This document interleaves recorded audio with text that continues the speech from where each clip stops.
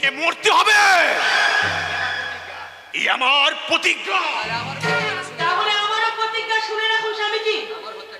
আমার হত্যাকারীকে বাঁচিয়ে রেখে কিছুতেই আমি তার আগে মরবো না। পারবি না, তাতে কোনোদিনও পারবি না, কারণ সূর্য স্বামীর মরণ মন্ত্র তুই কোথায় পাবি? জানি না মহিষাসুরকে বধ করবার জন্য মা শক্তি কোন মন্ত্রে দীক্ষা নিয়েছিল, তাই তো নারীর 10 হাতের শক্তি কোথা থেকে অর্জন করেছিল তাও আমি জানি না। শুধু এইটুকু জানি এই